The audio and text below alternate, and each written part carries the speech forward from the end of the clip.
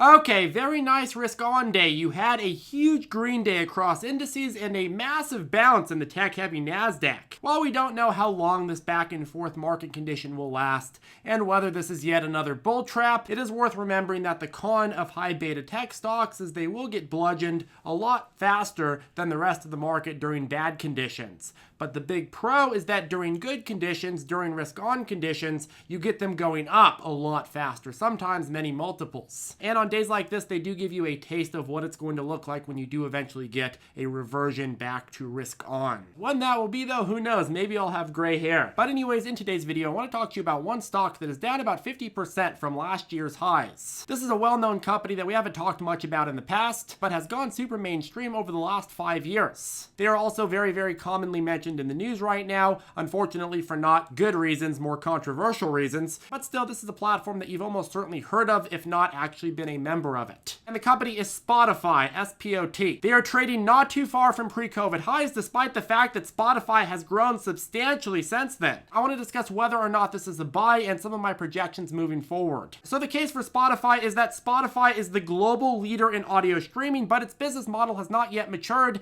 which means substantially more room for growth, especially after this recent downtrend. Some highlights: Spotify recently overtook Apple as the largest podcast platform in the US, and if you look at the competitors side by side in terms of just music streaming, which of course has been the main focus of Spotify so far, Spotify has not just a significant lead over Apple Music, Amazon Music, and YouTube Music, but its growth rate is consistently stronger than the others despite having such an insane said lead. Keep in mind that these aren't pansy companies that Spotify is fighting. We're talking Apple, Amazon, and Alphabet. These companies have every advantage in the world, huge sums of money that they could just throw out whatever project they want, huge customer bases that they could cross-sell, and all the data analytics in the world to figure out exactly how to get to consumers. Yet Spotify is destroying them, which really says a lot. And don't forget, audio streaming is a big damn business that provides a lot of monetization avenues, such as subscriptions, advertisements, sponsored recommendations, live audio events, and so forth. But you look at the numbers, they have 172 million paid subscribers. For context, in the wider streaming niche, Netflix is probably the biggest comparison,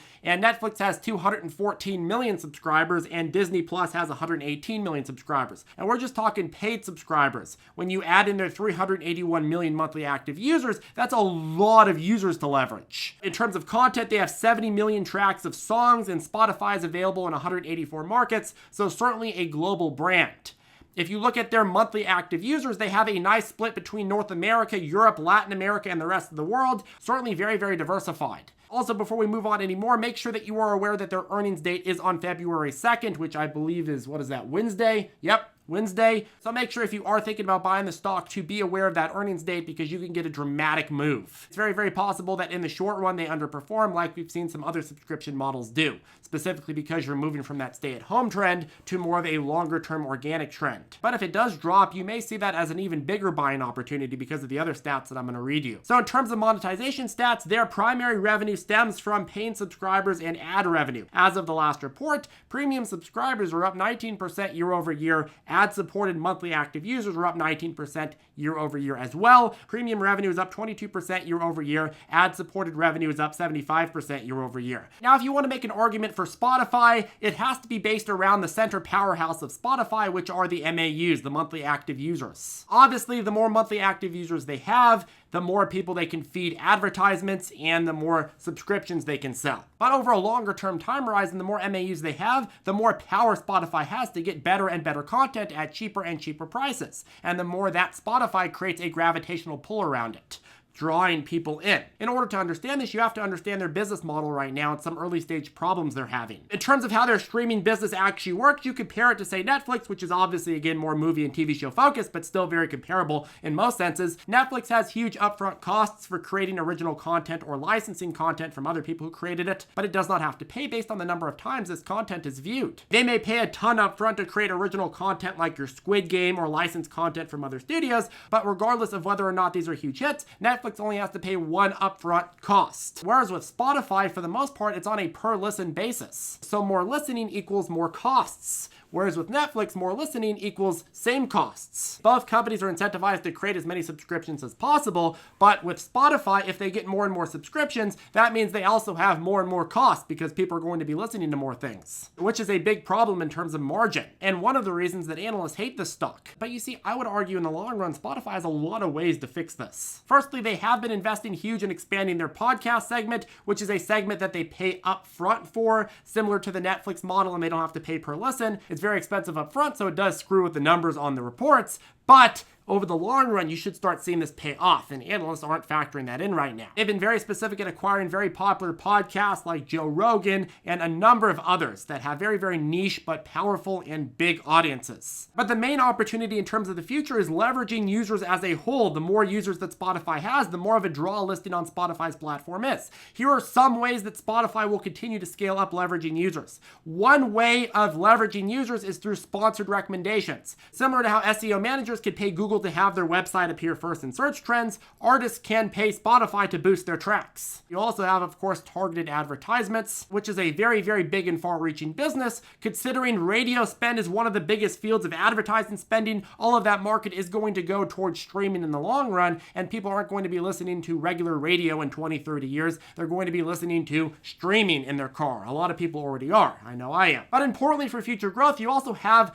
what I call the gravitational pull effect. You see, in the beginning stages, Spotify has had to pay out of the ear to license content and get people on the platform, acquire customers by providing actual value. They have to pay to build the system and to get people into their system. But once they built the platform, got a decent amount of content, and now have a bunch of loyal consumers, the math reverses. All of a sudden, now they have their own gravitational pull, where in order to actually access that huge audience that Spotify has, well, creators and record labels are going to have to what? Negotiate with Spotify, and Spotify is going to have the upper hand. Why is it that so many video creators choose YouTube to post their content and even will share the revenue that they generate with YouTube to post said content, instead of YouTube paying them to post the content? Well, the reason is simple, because YouTube has all the users. Once Spotify has that dynamic going for it, all of a sudden you switch from Spotify having to pay tons and tons of money to acquire things to get more customers, from others wanting to make the best deal possible with Spotify to be listed on the platform and actually reach people. Now Spotify is kind of like a music version that's somewhere between Netflix and YouTube, a little bit closer to Netflix than it is YouTube, but you get the point. Now the other way that Spotify can leverage is through what I call the streaming company effect. Traditionally, if you wanted to build a streaming service, you'd have to go and license movies and TV shows from a producer or a movie studio. But then when streaming competition heated up and everybody was doing the same thing and offering the same thing, Netflix had to pivot into original content, and they became their own movie studio. And then all of a sudden the competitive factor was not, can you license as many movies and TV shows as possible, but rather who could produce the best original content. Content that could give you a big competitive edge, and content that can't be found on other platforms. Now, in some senses, that's already happening. Spotify is effectively working that angle by acquiring the rights to exclusively list big popular podcasts. But at a certain point, Spotify will have a lot more weight to throw around with record labels as well. I think eventually you'll start seeing artists go directly to Spotify or some form of record label that Spotify can create, and that would streamline the process a lot faster. Artists would be happy because they go straight to the biggest audience platform. Spotify would be happy because they could own and exclusively list that music and perhaps even license to other platforms at a higher rate. And audiences would be happy because Spotify would help fund new creative artists. And then the last point here is that being a leader means you have a ton of data. Spotify knows the tastes, the engagement patterns, the listening decisions, and can more accurately predict and fine-tune its algorithms to match consumer demand. Now, as somebody who switched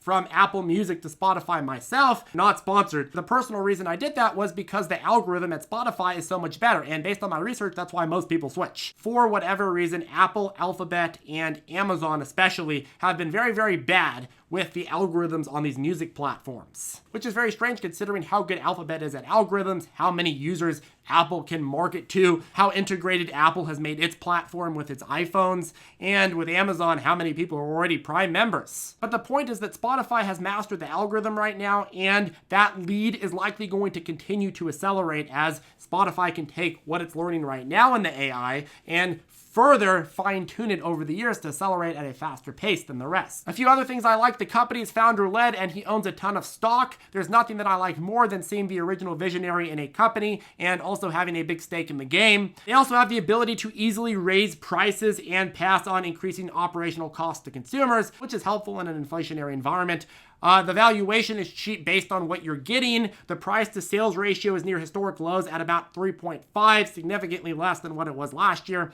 During the depths of the COVID scare, when Spotify's advertisement segment was thought to be completely destroyed, it only went down to 2.8, and that was supposed to be the worst case scenario at the time for the company. People thought that Spotify was going to go bankrupt. Obviously, the opposite happened. But still, right now, you're getting very, very close to trading at those levels. Things that I don't like: well, I see media companies as increasingly delicate right now. Spotify has traditionally not had this issue because it could just list songs, and songs don't come with a lot of drama.